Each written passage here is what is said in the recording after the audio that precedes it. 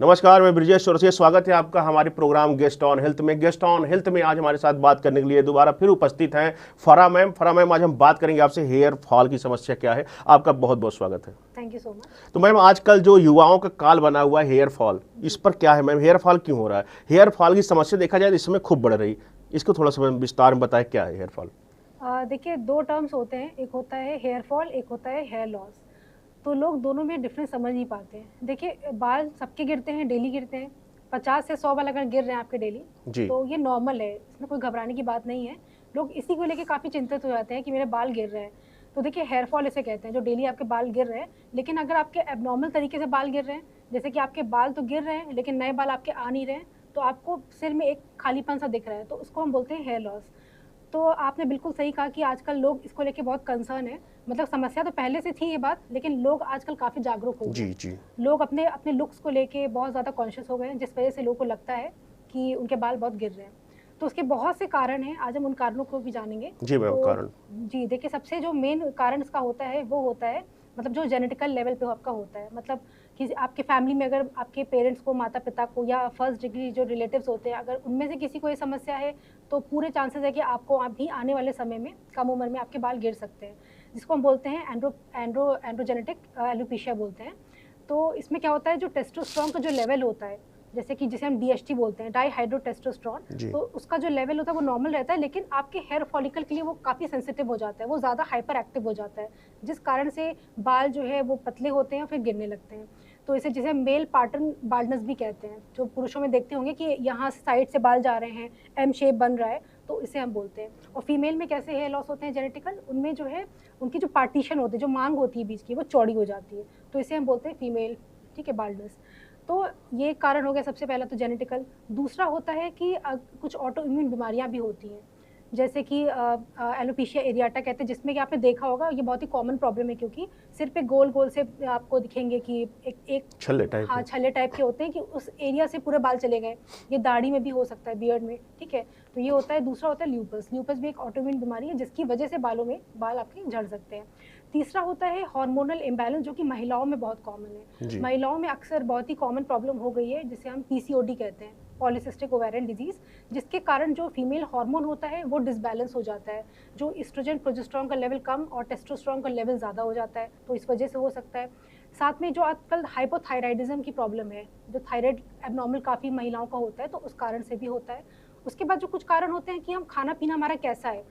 आजकल हमारा balance diet, बहुत अधिकतर लोगों का बैलेंस डाइट ले नहीं पाते हैं। खाने में काफ़ी सारी डिफिशियंसीज़ होने लगती हैं, काफ़ी चीज़ों की, काफ़ी मैक्रोन्यूट्रिएंट्स, माइक्रोन्यूट्रिएंट्स, उन सब की डिफिशियंसी होती है। कुछ जो होता है कि हमारा एनवायरनमेंट कैसा है, पॉल्यूशन इतना ज़्यादा है, तो कुछ कारण उसकी वजह से भी होता है।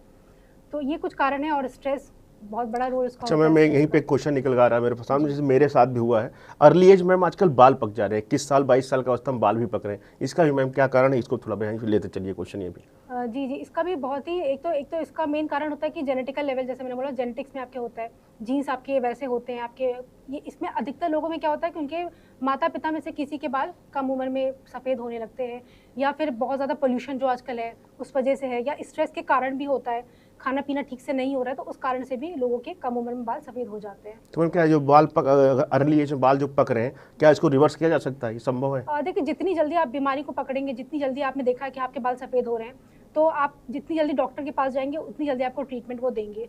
तो ट्रीटमेंट से आपके वो रुक जाएँगे, बाल जो चलिए पक मैम, रहे हैं। अगले क्वेश्चन पे आता हूँ। मैम, आजकल देखा जाए तो बहुत सारे सेलिब्रिटीज़ जो है जी। महंगे महंगे उत्पाद बेच रहे हैं, शैम्पू बेच रहे हैं, तेल बेच रहे हैं, और कह रहे हैं इससे आप जो है हेयर फॉल समस्या खत्म होगी, डैंड्रफ की समस्या खत्म होगी। कितना प्रभावी है मैम ये? इस पर थोड़ा हम बात करते हैं। देखिए, तेल हो या शैम्पू हो, इसका कोई रोल नहीं होता है आपके बाल झड़ने से रोकने में या बाल लंबे करने में। क्योंकि देखिए, ये एक तरह से कंडीशनर का ही काम करता है। आप तेल लगाएँगे, शैम्पू लगाएँगे, तो आप अपने स्कैल्प पे लगाएँगे, स्किन होती है ना, स्कैल्प पे लगाएँगे, और आपके जो हेयर फॉलिकल होते हैं वो काफ़ी डीप होते हैं, डीप लेयर में होते हैं। तो वो वहाँ तक जाएँगे ही नहीं, पहली बात। क्योंकि आपके जो तेल या शैम्पू का साइज़ कितना होना चाहिए, हमारे जो सिर के जो पोर्स होते हैं वो छोटे होते हैं। तो इसमें आपको 500 किलो डाल्टन से अगर छोटा मॉलिक्यूल है वही बालों में जा सकता है। तो शैम्पू और तेल में ऐसा कुछ नहीं होता है कि वो आपके बालों को बढ़ाएंगे, क्योंकि वो आपके डीप लेयर तक जा ही नहीं सकते हैं, तो उनका कोई रोल नहीं है। ये सिर्फ कंडीशनर का काम कर सकते हैं जी हेयर केयर जिसे बोलते हैं, हेयर केयर में काम कर सकते मैम, हैं। क्या कहते हैं कि डैंड्रफ खत्म होगा, डैंड्रफ सो लगाई डैंड्रफ खत्म होगा, कितना प्रभावी है मैम, इस पर बताइए। देखिए प्रभावी है कि सिर्फ मार्केटिंग है, सिर्फ लोगों को चूसा जा रहा है, लोगों को सिर्फ धन बर्बाद किया जा रहा है, सिर्फ पैसा सूला जा रहा है? जी जी, देखिए अगर ये बात की जा रही है कि बाल लंबे होंगे या बाल गिरने रुक जाएंगे, तो वो तो पॉसिबल नहीं है। बट हाँ, डैंड्रफ के लिए कुछ स्पेशल जो मेडिकेटेड शैम्पूज आते हैं वो हम यूज़ करते हैं, क्योंकि डैंड्रफ क्या है, डैंड्रफ एक फंगस है। फंगस क्या है, मेलेसीजिया नाम का फंगस होता है। तो वो अगर आपके बाल पे है तो उसको डेफिनेटली मेडिकेशन से हम कर सकते हैं ठीक, और बाकी और कोई रोल नहीं होता है शैम्पूज का। तो मैम इन शैम्पू में क्या मतलब, इससे कॉम्पोजिशन क्या होते हैं ये जो बड़े बड़े दावे किए जा रहे हैं? देखिए नॉर्मल शैम्पू होता है, उसमें कुछ ऐसा नहीं कि कुछ ऐसी चीज़ पड़ी है कि आप जो है लगाएंगे और बाल आपके ठीक हो जाएंगे, तो ऐसा कुछ नहीं, वो नॉर्मल ही होते हैं जैसे बाकी शैम्पू या तेल है वैसे ही उसमें भी है। चलिए मैम, अगर आगे यही शैम्पू की बात करते हैं, आजकल एक सल्फेट फ्री शैम्पू चला जिसके प्राइस काफ़ी हाई होते हैं, बड़े बड़े सोसाइटी में इसको आजकल यूज किया जा रहा है। सल्फेट फ्री शैम्पू क्या है, इस पर थोड़ा बताइए। देखिए सल्फेट फ्री शैम्पू चाहे सल्फेट वाले शैम्पू हो, ज़्यादा कोई डिफरेंस नहीं है। शैम्पू क्या होता है, आपके बालों को साफ़ करने के लिए होता है। जो भी आपके डस्ट पार्टिकल्स हैं, तेल हैं जो निकल रहे हैं बालों में, उसको एक्सेस को निकालना ही होता है। तो देखिए जो हमारा जो नॉर्मल लोग होते हैं उनका काम क्या होता है, बाहर निकलते हैं, पॉल्यूशन में है, बाहर बाइक चला रहे हैं, स्कूटी चला रहे हैं, बाहर निकल रहे हैं, तो उनके काम, जिनके काम बाहर वाले होते हैं, जिनको बहुत ज़्यादा पसीना आ रहा है, ह्यूमिडिटी इतनी ज़्यादा है, तो उनको सल्फेट वाले शैम्पू ही यूज़ करने चाहिए। मतलब झाग जिसमें बनता है तो वो सल्फेट वाले होते हैं, तो झाग बनेगा तो फिर आपके बाल अच्छे से साफ़ होंगे। बाकी जिनका काम ऐसा है कि जिनको एसी में ही रहना होता है या बाहर से ज़्यादा एक्सपोजर नहीं है, पोल्यूशन में जाना नहीं है, तो वो यूज़ करेंगे सल्फेट फ्री वाले, तो उनके लिए ठीक है। क्योंकि अगर बाहर जाने वाले लोग अगर यूज़ करेंगे तो उनके बाल ठीक से साफ़ होंगे ही नहीं, जो तेल है वो निकलेगा ही नहीं पूरी तरह से, तो उनके बालों में डैंड्रफ की समस्या बन सकती है। तो मैम चलिए हम अगले क्वेश्चन पर थे। मैम इसमें आदिवासी तेल एक आया है जी जो काफ़ी, जो 1400-1500 रुपये उसको जो है पैसा सूला जा रहा है। अब बड़े बड़े सेलिब्रिटी भी उसमें एंट्री मार लिए, उसका ऐड कर रहे हैं, प्रमोशन कर रहे हैं। तो मैम क्या है, कितना प्रभावी? कहते हैं बड़े बड़े बाल हो जाते हैं, देखिए उसमें दिखाता भी है उसके बाल जो ज़मीन तक लटके हुए होते हैं। इस पर क्या है मैम, इस पर थोड़ा प्रकाश डालें। देखिए वो सारे स्कैम है, जैसे मैंने बताया ना कि तेल का शैम्पू का कोई रोल नहीं होता है, वो सिर्फ आपके जो उसमें काफ़ी कुछ इंग्रेडिएंट दिखा दिया कि ये है वो है, तो ऐसा कुछ नहीं है। और बालों को रोकने का कोई इसमें कोई रोल नहीं होता है। बाल आपके नहीं रुकेंगे जब तक आप अंडरलाइन कॉज को नहीं ठीक करेंगे। जैसे मैंने बताया ना कि आपको अगर कोई इशू है, हार्मोनल इशू है, या आपकी फैमिली हिस्ट्री में ये चीज़ है, या आपका डाइट ठीक नहीं है, तो आप जितना भी तेल शैम्पू महंगे से महंगा लगा ली, वो रुकने वाला नहीं है जब तक कि आप जो आपकी प्रॉब्लम चल रही है उसको ठीक नहीं करेंगे। आप कोई भी शैम्पू या तेल आपके डॉक्टर जो आपको प्रिस्क्राइब करते हैं आपकी कंडीशन के हिसाब से, आप वही यूज़ कीजिए। आप कोई भी आप ऐड पे या इन सब चीज़ों पे मत जाइए। अच्छा मैम, अब अगले क्वेश्चन पे आते हैं अपने। मैम आजकल महिलाओं में ये बाल झड़ने की समस्या बहुत ज़्यादा है, हेयर फॉल की समस्या बहुत ज़्यादा है, और महिलाओं में प्रचलन एक और हेयर स्ट्रेटिंग का इसमें चल रहा है, हाईलाइट चल रहा है, केराटिन चल रहा है। क्या ये सब, इसके क्या साइड इफेक्ट है? क्या ये भी एक कॉज है जो महिलाओं में बहुत बड़ी समस्या पाई जा रही है हेयर फॉल की? देखिए नेचर ने हमें जो दिए हैं, जैसे बाल दिए हैं, टेक्सचर दिए हैं, तो आप अगर उसके साथ कोई भी खिलवाड़ करेंगे तो डेफिनेटली उसके आपको कुछ दुष्परिणाम देखने को मिलेंगे। साइड इफेक्ट तो होते ही होते हैं, क्योंकि आप कोई भी आप लगाते हैं, मतलब स्मूथनिंग कराते हैं, उसमें क्या है, वो केमिकल यूज़ करते हैं। जैसे आपके बाल मान लीजिए बिल्कुल जेट ब्लैक हैं, आप उसको कलर भी करा रहे हैं, कलर करा रहे हैं या उसमें ट्रीटमेंट करा रहे हैं, तो वो ब्लीच लगाते हैं। तो ब्लीच से हम जानते हैं कि जो भी आपके हेयर फाइबर्स हैं उनको नष्ट करते हैं ना, तो उनके स्ट्रक्चर को आप चेंज करेंगे तो डेफिनेटली उससे नुकसान ही होगा, क्योंकि आपके हेयर ब्रेकेज होंगे, आपके हेयर फॉल उससे बढ़ जाते हैं सब करने से। क्या मैम अगर देखा जाए तो ये हेयर स्ट्रेटिंग, हाईलाइट्स, केराटिन, ये कैंसर के कॉज बनते हैं?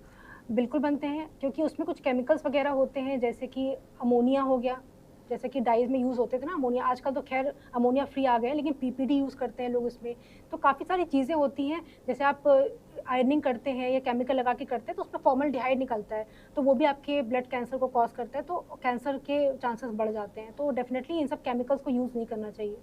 तो नेचुरल तरीके क्या हो बाल काले करने के, कुछ हैं? देखिए एक तो आप यूज़ कर सकते हैं हिना, जो यूज़ कर सकते हैं, मतलब जो पत्ते वाले जो ओरिजिनल फॉर्म में होते हैं, आप उसको यूज़ कर सकते हैं, वो सबसे सेफ है। बाकी आप अपने डॉक्टर से मिलिए उसके लिए कि आप क्या यूज़ कर सकते हैं। आप कोशिश कीजिए कि जो पीपीडी फ्री वाले होते हैं ना, हेयर डाइज होते हैं, तो वो आप यूज़ कीजिए।